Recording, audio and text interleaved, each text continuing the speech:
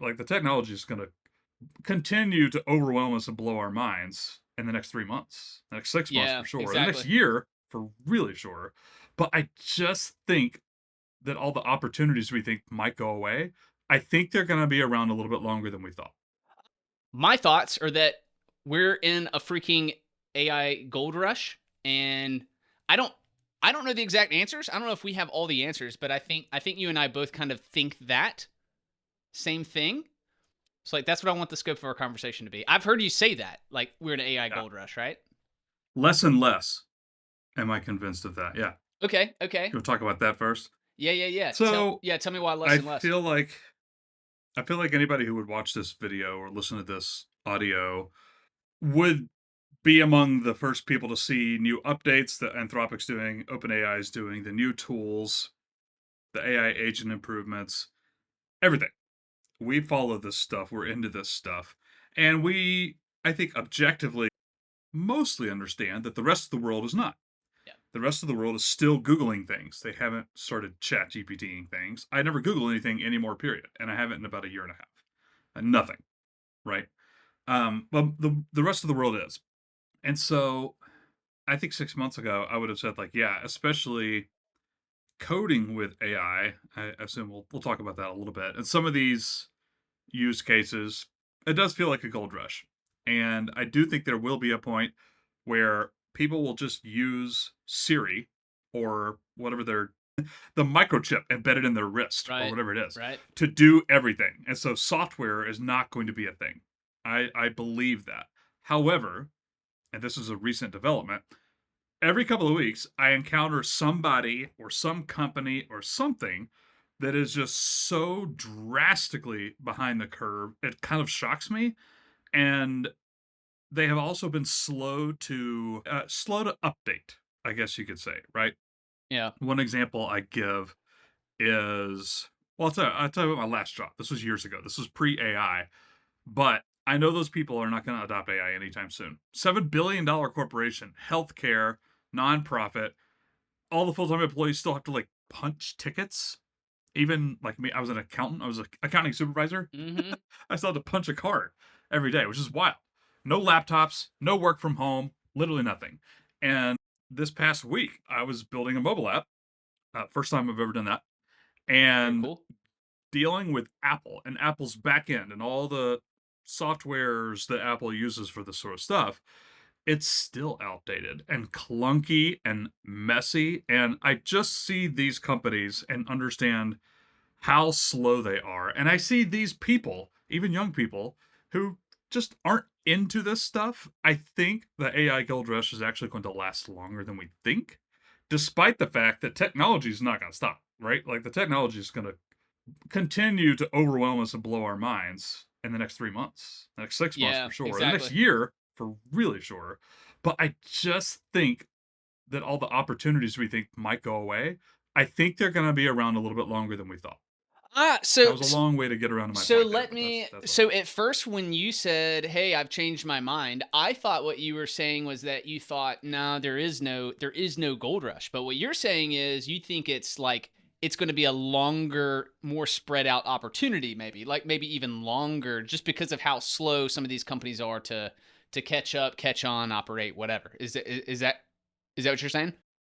I guess I should also clarify right up front that I'm thinking about this from a business standpoint. And so replace the word companies that I said and that you just repeated with consumers, Yeah. whether that's B2C or B2B, doesn't matter. People who are going to buy our products, digital, physical, SaaS, or otherwise, all of those people, I think, are going to be buying what we can make them for longer. I used to think like this is not going to be a thing a Gotcha. year from now. Like we're just technology is advancing so rapidly and more people are watching Brooks videos and they're going to do stuff like this in entrepreneurship. I don't know. I think we got another couple of years. I got That's you. a I hot got you. take, right? Okay. Okay. Yeah. Like, man. So I go through these phases. So I'm in a local AI meetup in Lower Alabama. It's called LAAI. Pretty cool. Pretty cool group. And like, it's been meeting for over a year. It meets monthly. Pretty cool. It's just people that are just want kind of geeking out on AI and they're interested or whatever.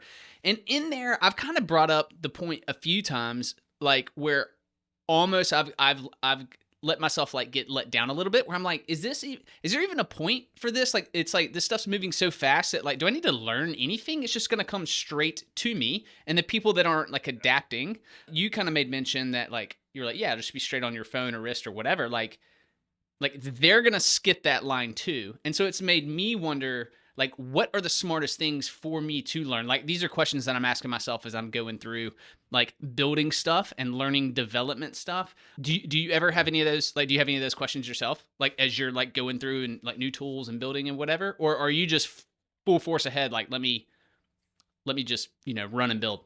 Yeah. Let me ask you a follow-up question Yeah, yeah. on that. Do you feel like your brain, and specifically its ability to learn new skills? I'm not talking about polishing existing skills that you've been doing for years. I'm talking about learning new skills, whether it's new softwares or whatever. Do you feel that your brain has started learning differently in the age of AI? Let's say over the past like 2 years.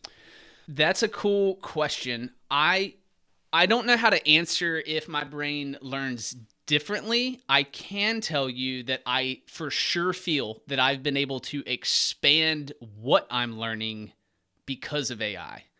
Like, I would never be developing my own stuff a few years ago. I've had it on my list for years to potentially learn a coding language, right? But that's an item on a list. Like, to do that, there was like so much friction that I was going to have to do. And now I'm like literally building tools, developing tools, and I don't think I'm going to learn a coding language. Like, I'm kind of skipping that part, but yet I'm learning Yep. so much of the nuances about coding and developing because of AI, like learning about the development of a product. Did I answer your question or no? Yeah, You think? I think so. Okay. And that was really just a selfish question out of curiosity. Yeah. I'll answer my own question and then answer Yeah, I'm yours, yeah, I'm which curious what your is thoughts are on that. my brain is absolutely shifted. Okay. And first of all, I totally agree with you. I have been able to learn more things much faster. Fishing. I grew up fishing when I was a little kid and I never enjoyed it. And I never enjoyed it and I never wanted to do it again. And then I moved to northern Michigan where I'm at now, and fishing is it's life here, right? I'm out in the country. Ample lakes and beautiful lakes and Right. streams and rivers, and it's outdoorsy heaven, right? And so my daughter came up about a year ago and she's like, "We should go fishing." I was like, "Do you want to go fishing? Really? Really? This is Yeah. weird. I've never taken you fishing. This is kind of strange." She got into it. And the past year I've got into it. And it's so weird to think about this, but AI has taught me about fishing more than anybody else. Because I don't have a lot of close friends here. I'm not from here. I don't have family here. I'm not from here. Yeah. I don't have people to go out with just yet. I've actually gotten into more about it, but that's not important. The point is, I can learn more things, just like you said, faster. But, but, and here's the answer to your question. More and more, I find myself not even caring to learn and just skip. Kind of like what you said about, oh, I'm not sure I actually need to learn a programming language. Here's another example from the past 2 days for me. Actually, today, I could say 4 or 5 hours ago, I had something that a year ago I would have to have read. As in, like, I don't know how to do this, but I'm staring at a screen with the documentation that is teaching me exactly what to do. I don't care anymore. A year ago, I would have like, okay, well, let's spend like 10, 15 minutes at the least and figure out what to do here.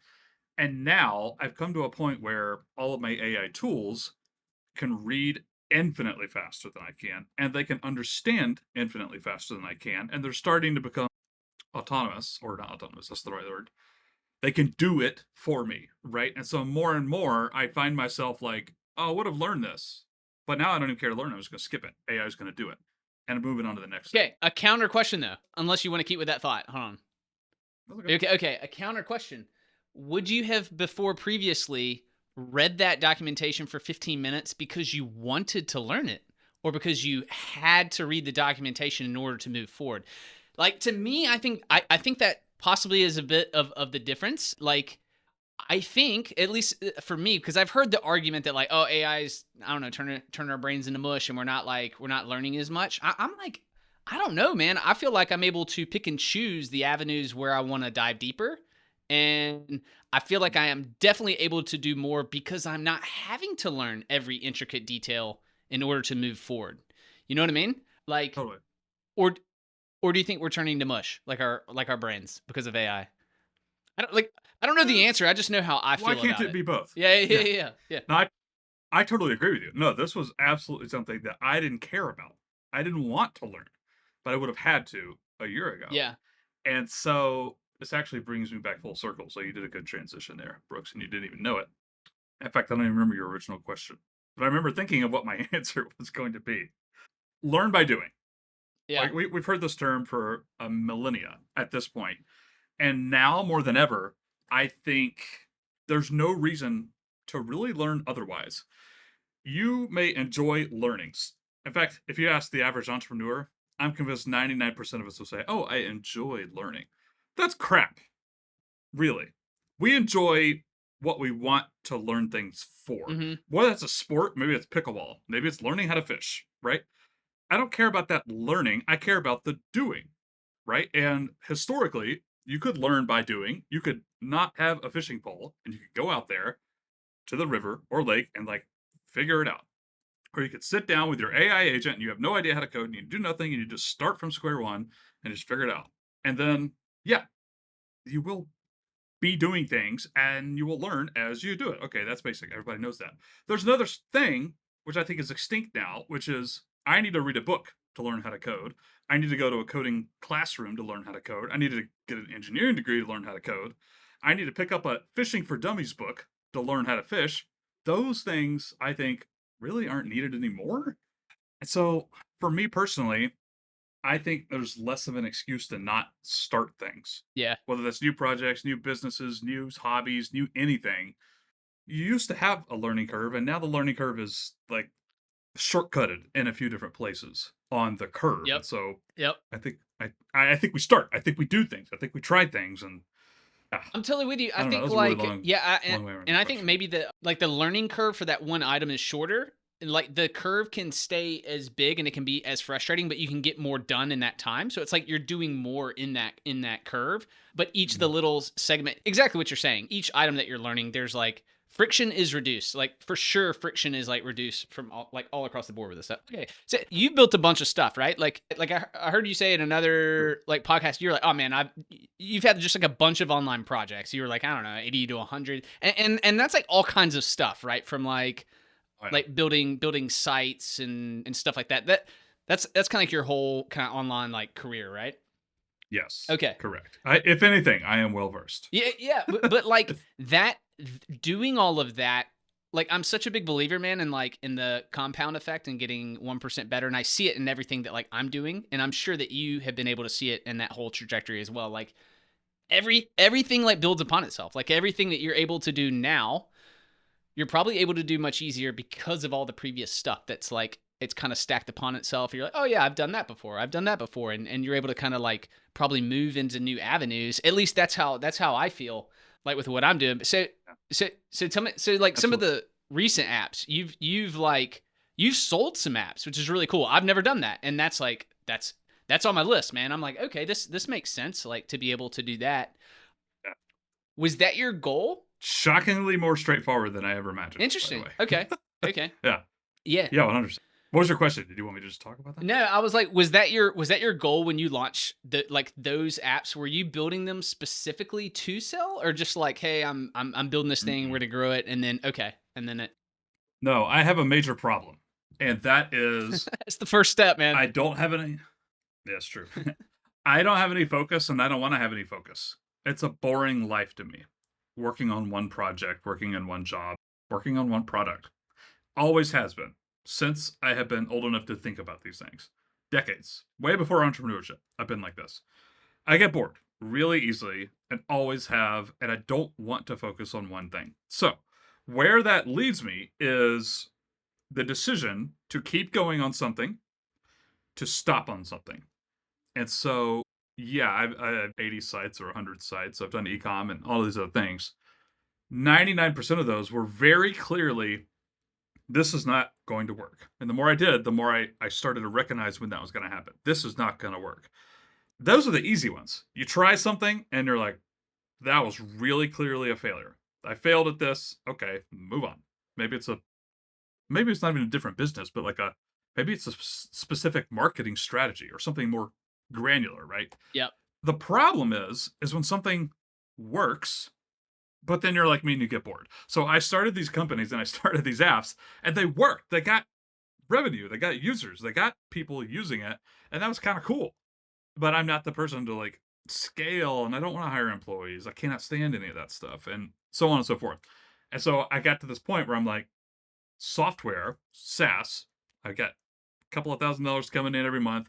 I don't care about this thing at all. Mhm. What do I do with it? Right? I've never had this problem before. Everything that made money in the past, like I kept doing because it was part of something bigger. But this was like a really specific thing, right? This was separate business, separate niche, separate audience, separate customer, whatever. And so that was what led me on the sales path. At first, I really just wanted to dump them off for dirt cheap. Like I asked somebody, like, "Hey, would you pay me like $15,000 for this?" I literally just posted on LinkedIn. I was like, "Hey, I would love to get rid of this business. I can hand it over to anybody. It's making, I don't remember how much it was making at that point. I had been ignoring it for like 12 months, which I wouldn't Gotcha. recommend anybody do, by I the way. gotcha. Okay. It was, yeah, it was like 1,000 a month or 1,200 or 13 a month or something like that. And I was like, 15 grand. Just somebody like take it off my hands. And as the story goes, this guy reached out and he's like, "Yeah, I could do that. That's cool. I could take that off your hands. Or we could partner 50-50 on this little project of yours. We have connections and we have an SEO agency." It was like an SEO tool. And we could promote it. We could do some marketing and see if we could grow it. We'll just split it 50-50. You Yep. just keep doing what you were doing and so on and so forth. And we did that and it worked. Well, it was hard, by the way, which we could come back to later if you want to. But it actually worked pretty well. And we grew it. And I didn't have to work on it a whole lot. Like I didn't have to do a lot of marketing, which was great. And yeah, sold it. Actually, that was the second one I sold, but they were started. I sold two within like 4 months of each other. It's kind of weird, but they started at like different times. Okay. But yeah, just kind of happened by accident. The process was actually way more straightforward than I would have imagined. And highly recommend it. All right. That's So great. And now I don't have to touch them anymore. all right, so let's unpack that. So I'm curious why it's easier, but before that, you're saying the process is easy, but before that, what made you choose to move forward with the partnership rather than cashing out? Because it sounds like that buyer, like that person was open. They were like, "Yeah, sure, I'll pay you 15 grand." So you could have walked away with like 15K cash, or like the partnership idea. Like, did you have any pre existing relationship with them, or like what made you comfortable with doing like with going that route? You know? Honestly, so 15 grand is nice. That's a quick chunk of change, but Sure, it wasn't going to be life changing sure. for me at the time. And I didn't have any other downside. Or Yeah. so I thought. Or Okay. so I thought. Okay. Was it going to cost me anything? I didn't have to do any more marketing and they were going to market it and it would make more money, which it did, by the way. They did their part for long story. But All right. initially, they did their part. And so it was kind of just win-win or no lose. Like there was very little downside. And so I was like, well, let's try this. Never done it before. It Yep. sounds interesting. So that's all that went into it, really. Dude, I love it. I would have done something similar probably, and with the same amount of information. Like I bought like a couple of I bought email newsletters from strangers on Reddit. I recently I bought a Facebook page also from a stranger on the internet. Like I just do these strange deal.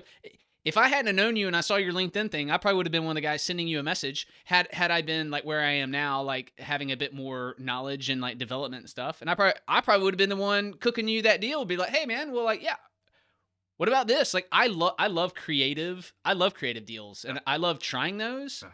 Yeah, especially if you're not like in the position you were in, you're like whatever, I was going to sell it for cheap. Like to you the 15 grand was, I mean that's pretty cheap, right? Cuz that's like a year like break even almost for the buyer. Yeah. And it sounds like you didn't care. You're just like, yeah, whatever. I just want it off my plate. So like that was your off the plate price. That's exactly And so right. you were willing to Yeah. take what I'm going to call a little bit of risk on this buyer to like see that through to see how it went. And yeah, that's cool. That's cool. Okay, what did you learn from that? What did you learn from that maybe you would do differently on the next one? Few things. Number one, contracts. We had a Okay. contract for that initial partnership and it was fine. But the contract, it didn't actually explicitly lay out what my new partners were going to do. Like, really specifically, like, what are you going to do Yeah. for your 50% of this business? It needs to be defined. That was a really easy thing to correct for the next time, right? I, Pete, will continue to develop the app, and I went even further than this in the future. This wasn't in the first one, but this is in my second one. I have a partnership right now too. I am going to aim for one new large feature release like once every 6 months, and minor bug improvements and fixes and upgrades and stuff like that Yeah. every month, right? Or every 2 months or something like that. But like one big feature push like every 6 months. And I also do customer support, which, spoiler alert, is the crappy thing for these types of Spoiler businesses. alert. Got you. It's a lot of work. It's a lot Especially of work, and it's frustrating. especially if you grow, right? Like the more you grow, the more that job grows, right? Yeah, and the crappier your code is, Gotcha. the Yep. more issues people have. I found this out firsthand. Yep. But my marketing partners also have to say, like, hey, you have to promote this X amount of times a year or whatever. Like, you're going to do Yeah. a Black Friday push and then a spring push and then a summer push with 3 dedicated emails, like more specific. Like, what are you going to do? Yeah. That wasn't in the first one that I did, and it is in the second one that I'm doing now. That's one. Number two, I'll never partner with anybody I don't know. Yeah. Like, it was fine.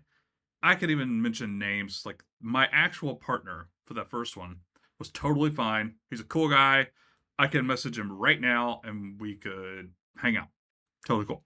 However, some of the other parties involved with his SEO agency and his connections that were going to be affiliates and all these other people, I had never met them either. And it turns out not all of them were salt of the earth cool people. Yeah. And in fact, there were some lawsuits, not anything to do with me, but some of these other people were involved in weird conflicts and lawsuits, and things got really weird and messy, and I didn't have any control over that. I wouldn't have anything to do with any of that stuff, but it affected my business. Yep. So this second partnership, I'm gonna go and throw her name out because I'll probably talk about her again. Liz, my friend Liz Wilcox.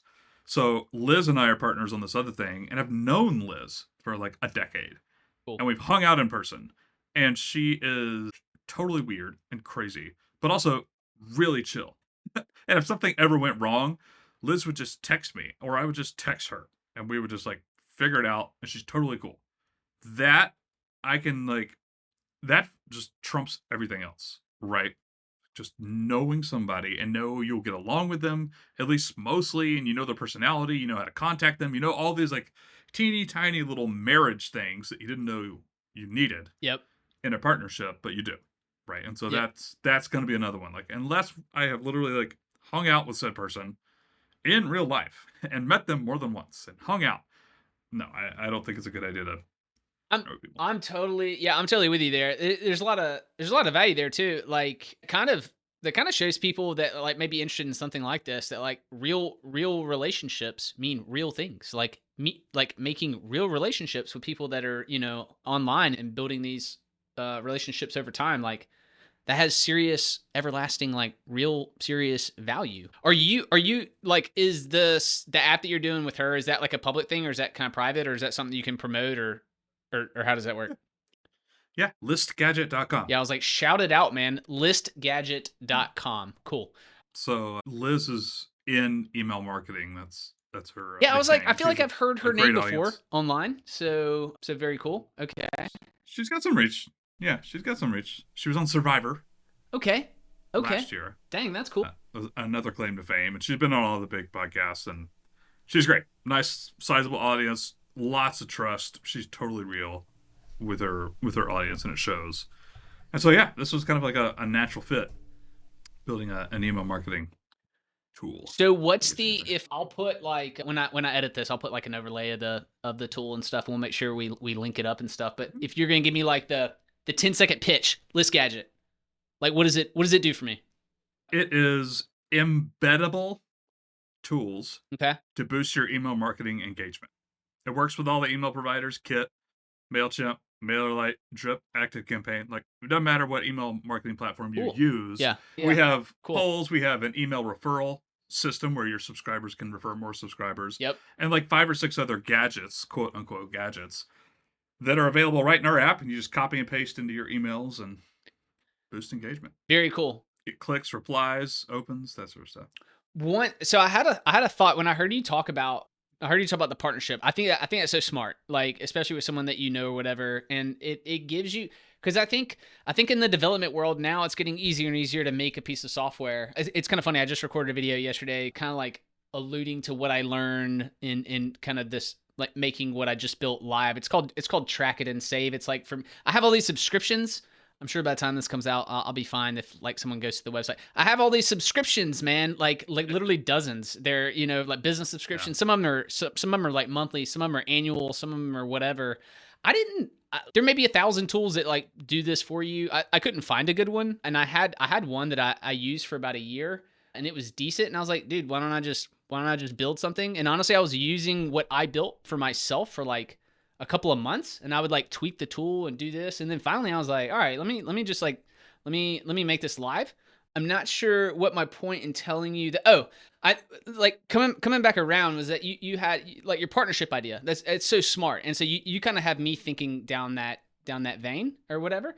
But like one caveat or something I'm trying to get beyond is like, when you create a partnership and you're doing X, Y, and that person does X, Y, and Z, what happens like when that runs out with what they can exhaust? Like, are you guys thinking that far, or is that like, hey, Brooke, slow down, man. You don't need to think that big. Let's just grow it to, like what her audience is, or is there some plan for after that, like after you go through, say her said audience, like what you guys would do for the app? Or is that like a, This is you know what I mean? ab Or is that like a future step that's not even important to think about yet? No. No. No, no. I think anybody who jumps into a partnership Yep. like this should not only think about those things, Hmm. I think it should be defined and discussed with potential partners and literally right there in black and white in the contract, Yeah. for sure. I don't mind answering Liz and I's specific thing. Okay. We talked about this before we did the thing. Smart. Good. We're gonna Good. try and sell a business in like 12 months. Cool. That's it.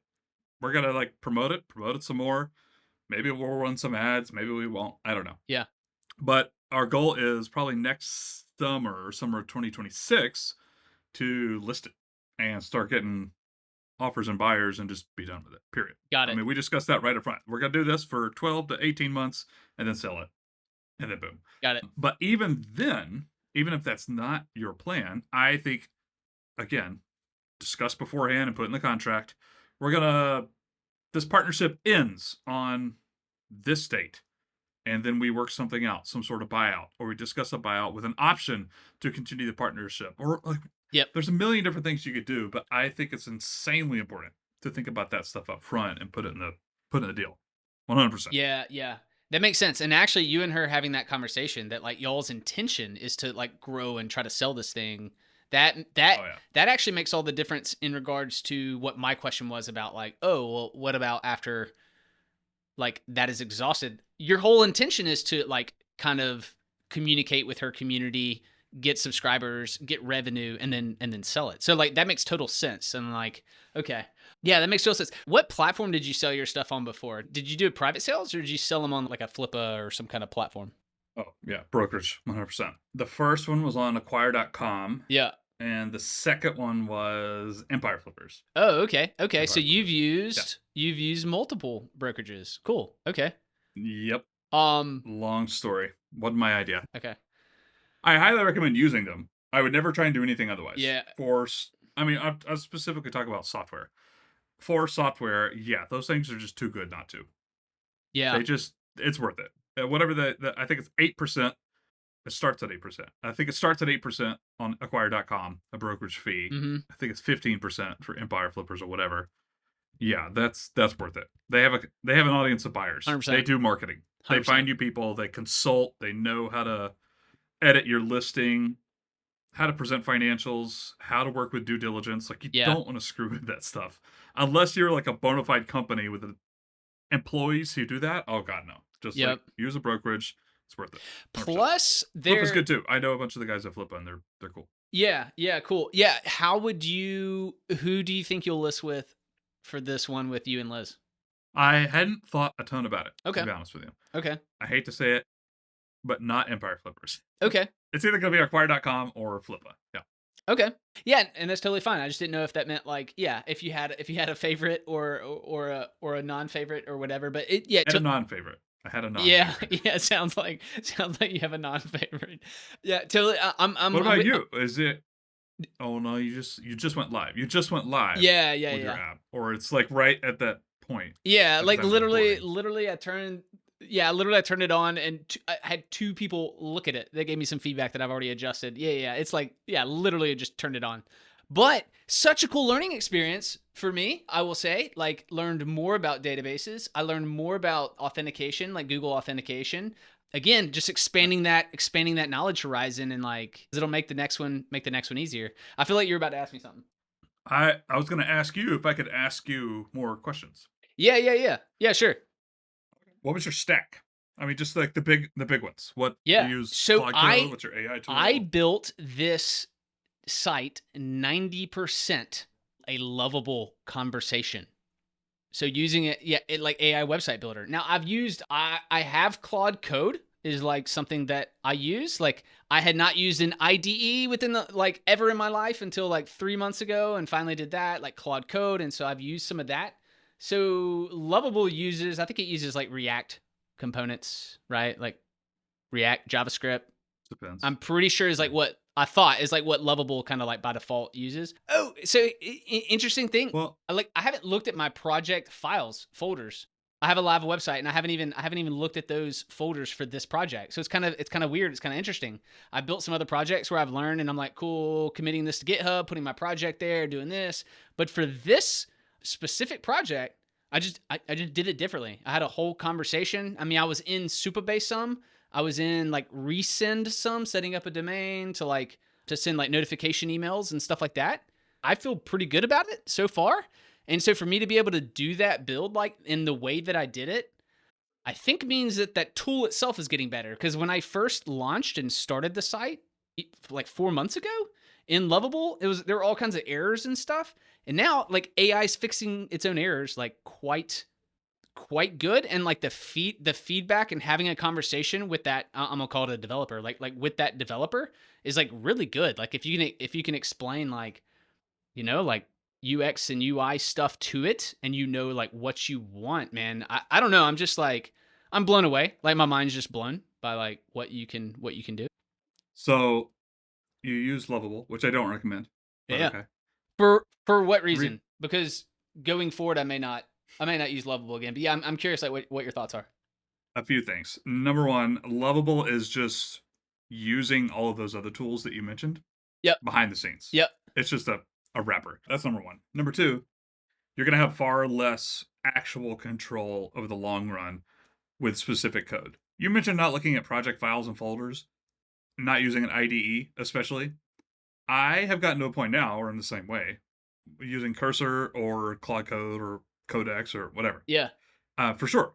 But I've also learned enough over the past several projects, because I think the past 3 years, over the past 3 years, where there are some things that would have taken me a couple of days, even with an AI or whatever, that I can knock out in 3.5 minutes because I know where to look for it now. And that comes over time, Yep. Yep. right? Like that wasn't the case when I first started, for sure. But those are way harder to come by through Lovable. You don't learn those things as much through Lovable. I don't recommend Supabase. It is great. There are other better, freer options that are more simple to use, right? But a tool like Lovable is kind of, it's not locked in per se. You can use different stuff, Yep. but you can tell it's geared towards people who don't want to make those decisions yet, which is okay. I'm not saying nobody should use it ever, but quite frankly, like if you're serious about this, it's worth investing a little bit of time setting up some of these it's going to call them core tools. I'm mostly thinking about Claude Code and Codex, really. Yeah. But Cursor and Windsurf are great too. Any of the IDEs. I think it's worth a day or two of setting those things up. And once you do that, it's not any more difficult to use. And you have way more control, way more access. The tools are faster, more powerful, usually. And it's not just Lovable, don't get me wrong. But also like Bolt.new and Yeah. some of these Bolt, other things like Replit. that. Yeah. Yeah. Yeah. Yeah. I actually I've not used Replit at all, so I can't speak on that. Okay. But I think it's worth going straight to what the real developers are using.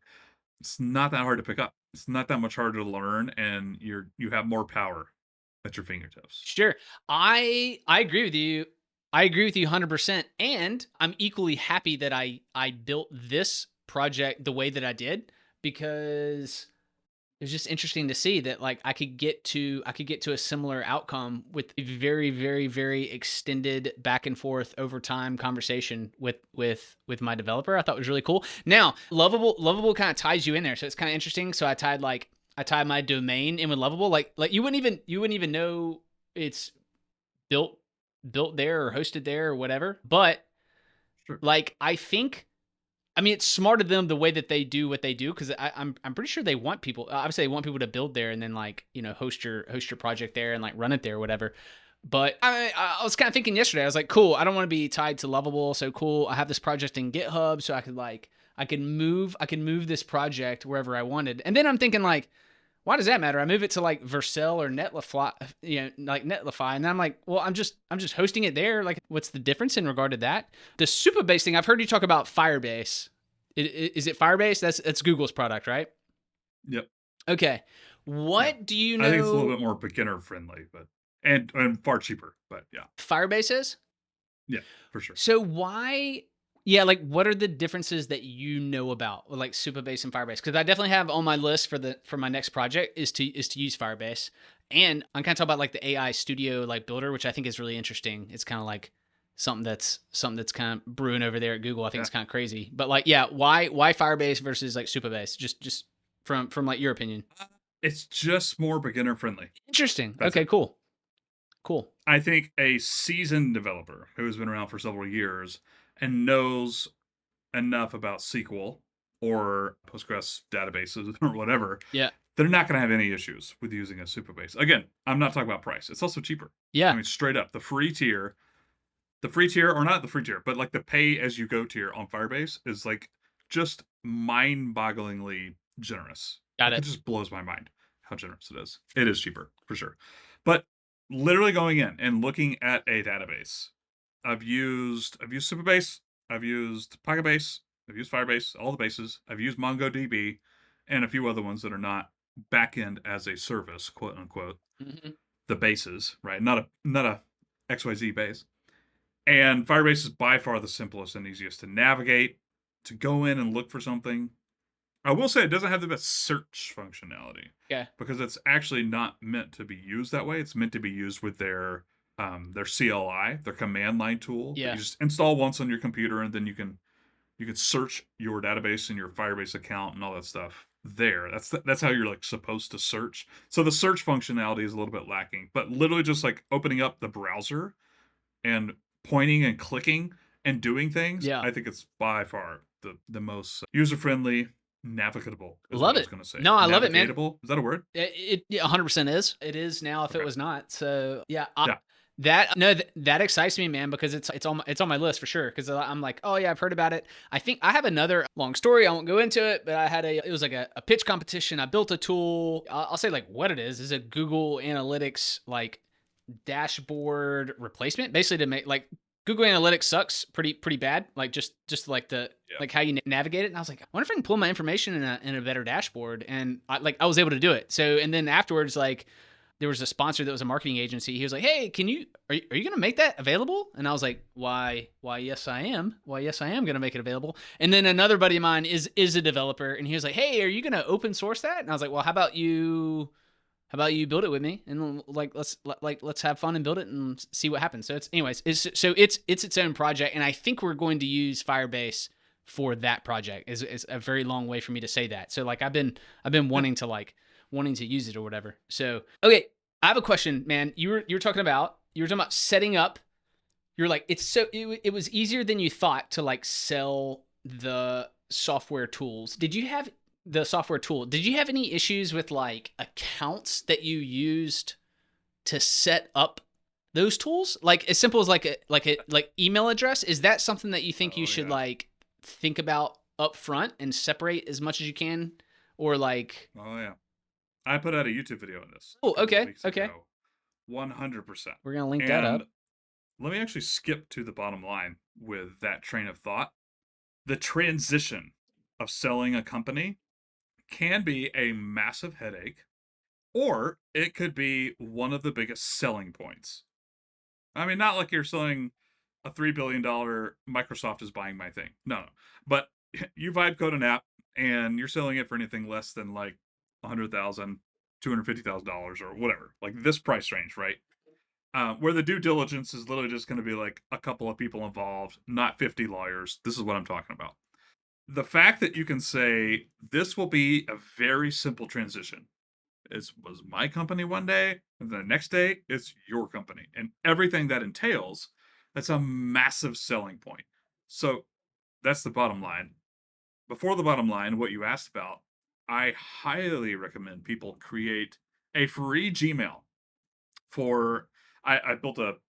I'll just say Mama. It's not live. You can't go buy it. I built my first mobile app. It's called Mama's. And the first thing I did was go get some random Gmail. I don't remember what it was because Mama's, Mawaws, by the way, Mama's. It was already taken. I like it. And so I like the I name, got my Gmail whatever it address. was. Yeah. Yeah. And then anything I sign up for or anything I use is that. It's a little bit more difficult for a mobile app because you have to use your Apple accounts and your Gotcha. like Google Play accounts. I haven't figured that out yet, to be frank, but it has crossed my mind like, oh crap, how am I gonna pass this off? Yeah. But other than that, yes, try keep as many things separate as you can. Actually keep financials, which I don't think you have to be an accountant. I don't even think you have to have an accountant, but you need an income statement that you can share with people, obviously. Yeah. And the neater that is, the more organized it is. That's a good selling point. SOPs are massive. If you can hand a buyer, or not even a buyer, like somebody who's interested in your thing, if you can display to them up front, like, hey, I have a Google Drive folder with everything. I got testimonials for my app. I got financials. I have a Google document with Loom video links. That's what I do personally. I literally created like 20 short Loom videos for my last project that showed how I log into the app myself, how I pay out affiliates, where I go to look for code, how I answer customer support emails, how to access the database, how to do this, how to do this. I recorded all those videos up front. And so when a potential buyer like sees that, they're like, oh, this guy's got his stuff together. Exactly. Right. I also had like a little like checklist that I stole from selling my first company left over that was like, okay, here's how we're going to do Stripe step by step. Here's what we do. Here's what I need from you. Here's what I do. Here's how we're going to do the backend, the database, Firebase. Super simple. Here's how we're going to do Google Analytics. Here's how we're going to do the domain name. Here's how we're going to do this, this, and this. Everything. It's like in this spreadsheet that you can show people. And the silver lining and all that stuff is not just that it's a massive selling point, but it also makes your life easier. Right? And a brokerage helps, right? I didn't know how to do any of this stuff. Acquire.com was for my first company. They're the ones that sent all the stuff to me, like, hey, get your ducks in a row. You need to do this, and you need to do this, and you need to do Right. this. Right. And the second time around, I already had all the stuff for that business because I'd done it before. Like, oh, okay, cool. Now I know what to do. The last item you were Transition. talking about. So one, I guess I would say like, cool. That's a positive reason for a broker. But the last item that you were talking about, where you were explaining Stripe, here's how we do this. Google Analytics, here was that for like transition? Is that kind of what you mean? Like, Yeah, yeah, here's how. Okay, okay, correct. gotcha, Yeah. Here's how I will make you the owner of this Stripe account got it. and not me. Same thing for Google Analytics, Firebase, everything. Got it. Yeah. Is Stripe specifically? They kind of confuse me. I have a lot of account cuz I actually posed this question. This is off topic, but like we won't go down this trail, but I actually posed this somewhere and like in multiple groups and no one knew the answer. I was kind of like, "Hey, I get a bunch of random payments into Stripe and I get them via via email. They're like, "Hey, cool, here's your payment." It's hard to reconcile like what it's for. Like it may be for like an affiliate payment that I'm making or payment for I'll just make up some. I don't know, but like, anyways, that's kind of difficult in Stripe. That's kind of off topic, so I'll come back to this or whatever. But like, so when you You mean set up a, Stripe or PayPal? huh? You mean Stripe or PayPal? I definitely mean Stripe. Did I say Huh. PayPal? No, you said Stripe, which I've never gotten affiliate payments through Stripe or whatnot. Okay. Gotcha. Yeah, I'll circle back. But is transferring a Stripe account is it difficult like for the No, software? it's super easy. Okay. So Assuming you're in the same country. That should be Gotcha, gotcha. set up Okay, fine right okay. there. So are you You're not in the literally same country. transferring ownership? Like you're literally transferring ownership of the Stripe account to someone else? Yep, Got it. Okay. yep. Yeah, that's super easy. Oh, cool. Yep. Obviously, I've just never done it, so I was thinking like, oh, this is gonna be like a hard thing. Stripe's not an idiot. Like they know that people are going to be transferring businesses that run Yep. Stripe. Okay, yeah, that makes sense. All of these things, all of these tools. Yeah, for sure. Okay, what? Google Analytics too, right? Like it's not hard. Yeah, yeah, that's a good point. Good point. Analytics. So you're not. Yeah, and I guess for me, I just don't know what I don't know with these. But I guess some you would literally maybe just give the Gmail address access, and they would just take over an account. And some you're like actually transferring access. I would assume, right? Like some you're just giving like, hey, cool. Here's your, I don't know. Here's your. I'm gonna make it up. Firebase Well, login with the Gmail or yeah. the more you do with a separate account Uh that you huh. can just transfer over, the better, right? Yeah. For example, if I signed up for Stripe through a separate Gmail account, I wouldn't have to do any of that. I'd literally that all that's taken care of when you just transfer the email account. Yep. But yeah, there's some things like I was gonna say Google Analytics, but I don't think that matters. Everything's doable. It's Yeah. really not that bad. Yeah. I feel like we don't need to go too much into the weeds. Totally. It's a little bit of work, totally, because there's a lot of things that go into running a business to Mm-hmm. get the transfer, but nothing's really that hard. It's actually kind of surprising. Okay. Okay. Cool. That's promising, It's man. not. For future chats and conversation. That it's good to know as we not we as I progress in this building. Like you're ahead of me in this. You already sold some stuff, and I'm just like cool. I'm making some stuff. Let me now get some users and generate some money. So that's kind of cool. It's kind of cool. Like I'm like Anyway, I feel like I'm like following on the trail. I'm trying to find out what direction Pete's going so I can chase him. So I love it, dude. I don't know if you want to do that. No man. And also I also relate to you in the different projects wanting to do different things. I'm a big believer in like adventure. And when I say adventure, I mean like adventure in life, like not even necessarily like skydiving or something, but like being excited about like what you're testing, what you're doing and what you're learning. Like I'm a big believer in it. So therefore, I have a similar path to you where I have done a lot of different things. Right now, I have a bunch of different income streams that are just kind of like weird and off the wall, man. Real estate, silent disco stuff, online, local. It's kind of it's an interesting like journey, I guess I've been on. So I can totally relate to you there. All right, this isn't like a formal like interview or anything like that, but like obviously I want people to be able to link up with this. I want to link to your. Dude, you just put out a video on YouTube that I swear probably took you 4,000 hours of production time. That was like such a cool video. What was the thoughts behind that? Why'd you do it? Why'd you want to do like a different? I thought that was cool, man. Not performing well at the moment. I haven't checked. I should go check right now just to like see what's going on. Got to give it a Very boost. disappointed. I did spend a lot of time on it, Yeah. and the results so far on that YouTube video were a little disappointing. So that YouTube channel, it's not my. Well, I don't have a main YouTube channel. I guess you could say this is my main YouTube channel, even though it's my third one now. That one is like right on the brink of monetization. Like I need the 4,000 watch hour thing. I think I'm less than 100 away. I'm at like 3,900 watch hours right now, and so in the next couple of days, hopefully Nice. it'll pass that mark. So that has been the goal the past couple of weeks. Like just get to that, Yeah. and I want to see. It'll make money, but how much money are we talking? Yeah. Like what are the RPMs there? Is this worth me continuing or not? I need to know that because I'm starting to get a little frustrated and bored with it. And if it doesn't have high RPMs, I'm just canning it. I'm just stop. Like I don't care about this at all. If it has good RPMs, I could see myself getting more interested in it. I'm like right at that decision point. I don't know what I want. I don't know what I need, and that sort of thing. So that's what I've been doing. That was the thought behind this past video is let's see if this works. Yeah. Because I tried releasing a course. It's like 16 videos. It's a free course on Yeah. YouTube on vibe coding, which went over pretty well. It's not, and that's not crushing it, but it's pretty well. And right now I'm just I'm going to throw a bunch of spaghetti at the wall, see what sticks. And so this video that I did spend a lot of time on, and it was kind of weird and different. Yeah, just seeing if it works. If it worked, I would do more stuff like that. But so Yeah. far it has not worked. You're So I'm like, all right, well, I'm going to go back to the simple 20-minute talking head videos in and out, like that sort of stuff. So Yeah, yeah, yeah. No, I totally I don't get know. it. Okay, that video is gonna get if you want promotion for it, I'm gonna link it. I'm gonna link it in my upcoming email newsletter because I watched it and I thought it Yeah. was I thought it was entertaining. First of all, and I thought it was cool, and I just respected the production value of it. I was like, oh, okay, this is cool. Yeah. So I'm gonna link it and be like, hey, watching my friend Pete made. This is cool production. Did you say that you might potentially scrap that channel if you didn't like the RPMs? Is that what you said? Or Wow. not scrap it. Okay. I mean, just not work on it. I get it. I get it. Not spend any time there. Totally, Yeah. totally. Yeah, yeah. It's not like throw it away. Like it's sitting there. It's assets. Like you created those assets, and it may be, man, that some of that stuff that you created on that channel just continue like growing over time, right? Like it may not be that it's a like a right now thing. I'm totally with you on that, man.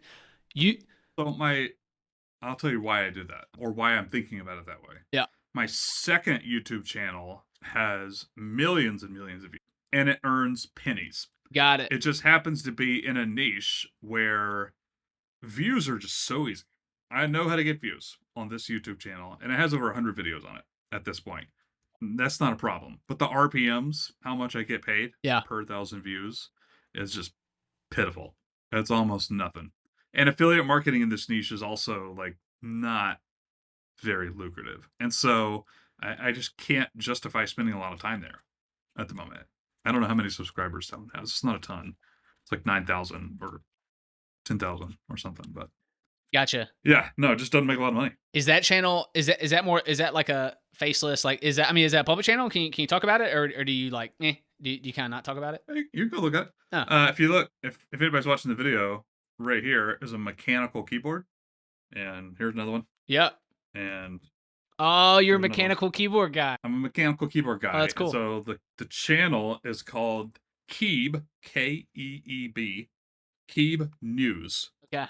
KeebNews.com Cool. was the blog, which was earning several $1,000s a month until the Google algorithms Yeah. crushed it. Now it earns $100 a month, $200 a month. Got it. No. But that's what it's on. So you can go look it up. Yeah, it's there. No, that's cool. That's Or if cool. you just search in Google, like, what is a mechanical keyboard or something, I'm pretty sure I'm the top result. I could be wrong about that. I'm actually going to go look because I'm curious. But Yeah. you can go check it out. No.